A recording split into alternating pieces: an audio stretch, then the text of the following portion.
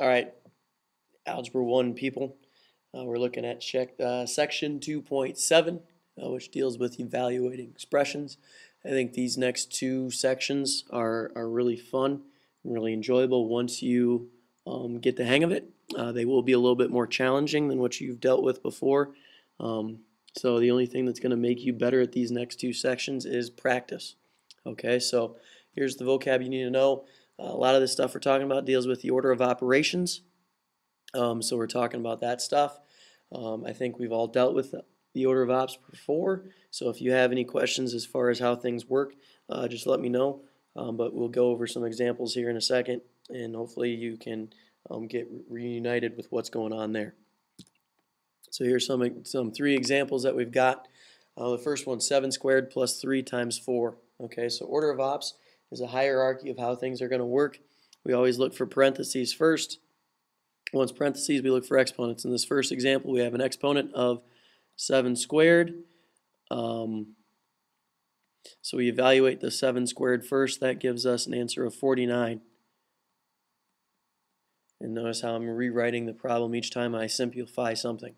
Okay, so now once we got the exponents done, then it goes to multiplication division. So now we look for any multiplication or division problems. We see that we have 3 times 4. So we're going to evaluate that. So we've got 49 plus 12. And that's our final operation is this, which gives us an answer of 61. Okay, so we start with the exponent, got rid of that first, then we did multiplication division, and we did our addition finally at the very end. Okay, and we ended up with an answer of 61. Okay, next one we've got 4 minus 2 times 2 plus 3. We look for parentheses. All right, in this case our parenthesis just has a number in it, so it doesn't really matter. So now we go to multiplication division because we don't have any exponents. So we got 4 minus, this is 2 times 2, which is 4, plus 3. So now we add left to right. 4 minus 4 is 0, plus 3. Our final answer is 3.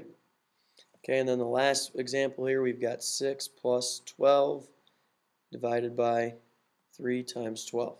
Okay, when we see these fraction bars, or we see a bar that looks like this, that's a grouping symbol. So that means we do everything on top first, and then everything on bottom, and then we divide at the very end.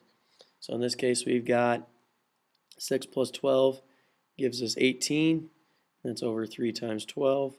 And then we have 3 times 12 is 36. So we have 18 over 36. We divide at the very end. We know if we reduce that, we get an answer of 1/2. Okay, so order of ops is very important. I think it's a review for most of us, but if you haven't seen it before, there you go. All right, so that's the easy part of this assignment. The next part of the assignment is, I think, the really fun stuff. Okay, so we're looking at number tricks. Okay, and what we've got is we want to write this number trick as an algebraic expression. All right, so if we got, when we start off, we're going to pick a number. So in that case, when we always pick a number, we just pick a variable. So in this case, we're going to write x. Okay, so that's step 1. Step 2 says we're going to multiply it by 2. So in order for us to write multiply by 2, we're just going to write 2 times x, or 2x. And then we add in 10. So I just keep rewriting what I know and keep adding on. So we got x multiplied by 2 becomes 2x, 2x plus 10, and we divide that by 2, so that's 2x plus 10. We divide the whole thing, so that's where that fraction bar comes into play. We divide that by 2, and then we're going to subtract our original number. Our original number was x, so we're going to have 2x plus 10 divided by 2, and then at the very end we're going to subtract x. Okay, so that is our expression that we get for this number trick, written as it is in algebraically. And I'll tell you what, no matter what number you pick, for x, you'll end up with 5. Okay, so if you want to try that out, go ahead. But what this is going to help us do is then we're going to determine the number trick by giving numbers by 2 people. Okay, so we've got Tom and Jerry. picked out two different numbers. Their first original numbers were 5 and 3. So that was their pick original number. So that was their X step. So now we're going to look at, okay, Tom's number went to 8, Jerry's number went to 6. How did that work? Okay, so if you look and you can see the relationship between both of these is a difference of 3. So they added 3 to their numbers. Okay, so now we look at Tom's. Tom's went to 16. Jerry's went to 12. Well, this is a difference of 8. This is a difference of 2 or 6. So it's not addition, but if we look at this, 8 times 2 gives us 16. 6 times 12 or 6 times 2 gives us 12. So they've multiplied this x plus 3 statement. They multiplied that whole thing by 2, where the parentheses come into play. Okay, so now we look at it here, 16 to 20, 12 to 16, both differences of 4. So now we're going to have 2 times x plus 3 plus 4. Okay, and then we look here up, big jump. Went from 20 to 5, 16 to 4. Look there, that's a difference of 15. That's a difference of 12.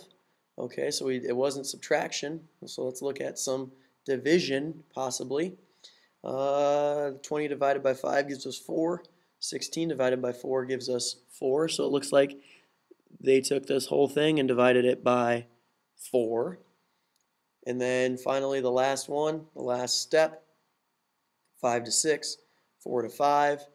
So we got 2 times x plus 3 plus 4 divided by 4. Then they add in 1. Okay, so this would be the steps or algebraic, representation. If you would like to write out in words each time what they did, you can, and you can continue on there. But this is what I'm looking for, a final answer. Given the following instructions, make sure you write out these steps into a mathematical expression like you saw earlier in the video. Also make sure that you are writing down your summary and getting that taken care of. If you have any other questions, make sure you let me know, and have a good day.